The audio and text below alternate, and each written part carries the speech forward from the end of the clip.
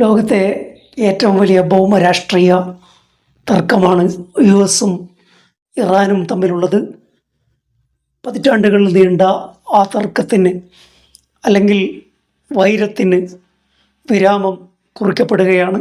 ഇറാനും യു.എസും തമ്മിലുള്ള MOU ധാരണാപത്രം റെഡിയായിട്ടുണ്ട്. എന്നാൽ ഈ ധാരണാപത്രത്തിനപ്പുറം അറബ് രാജ്യങ്ങൾ ചില നീക്കങ്ങൾ ഇറാനുമായി നടത്തിയെന്നാണ് വെസ്റ്റേൺ മീഡിയകൾ റിപ്പോർട്ട് ചെയ്യുന്നത്. അറബ് രാജ്യങ്ങൾ ചില പിൻവാതിൽ ഡിപ്ലോമസി ഇറാനുമായി നടത്തിയെന്നാണ് റോയിട്ടേഴ്സും വാഷിങ്ടൺ പോസ്റ്റും റിപ്പോർട്ട് ചെയ്യുന്നത്. ഇറാന് $10 ബില്യൺ UAE അനുവദിച്ചു എന്നാണ് റോയിട്ടേഴ്സിൻ്റെ റിപ്പോർട്ടുകൾ പറയുന്നത്.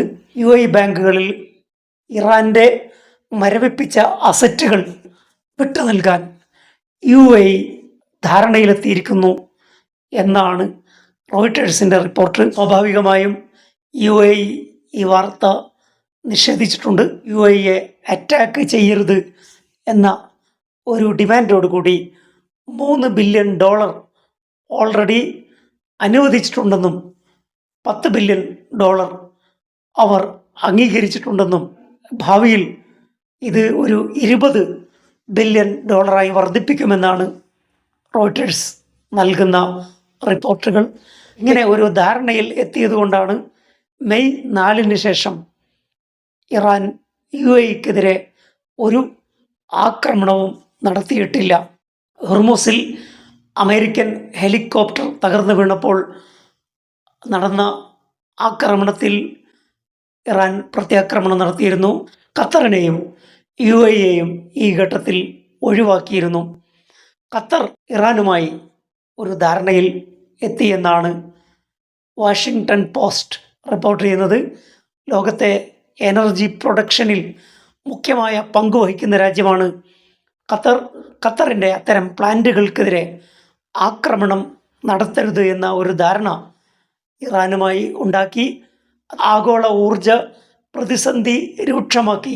ഇറാൻ്റെ വിലപേശൽ കൂടുതൽ സാർത്ഥമാക്കാൻ അവരുടെ പ്ലാന്റിൽ നിന്നുള്ള എനർജി പ്രൊഡക്ഷൻ നിർത്തിവെക്കാൻ ഖത്തർ തീരുമാനിച്ചു എന്നാണ് വാഷിങ്ടൺ പോസ്റ്റ് പറയുന്നത്. അങ്ങനെ ഇറാൻ മേഖലയിലെ പ്രധാനപ്പെട്ട ഒരു കീ പ്ലെയറായി മാറുകയാണ്. ഇറാനെ അംഗീകരിക്കാതെ GCC രാജ്യങ്ങൾക്ക് നിലനിൽപ്പില്ല എന്ന് അറബ് രാജ്യങ്ങൾ തിരിച്ചറിഞ്ഞിരിക്കുന്നു.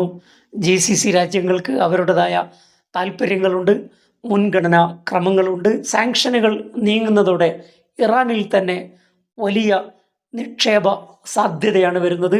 ഇറാനിൽ വൻതോതിലുള്ള പ്രൈവറ്റ് നിക്ഷേപം നടക്കുമെന്ന് JD വാൻസ് തന്നെ പറഞ്ഞിട്ടുണ്ട്. മേഖലയിൽ സുരക്ഷയും സമാധാനവും ഉണ്ടാകുന്ന എല്ലാ തീരുമാനങ്ങളും ശ്ലാഘനീയമാണ് എന്ന കാര്യത്തിൽ തർക്കമില്ല.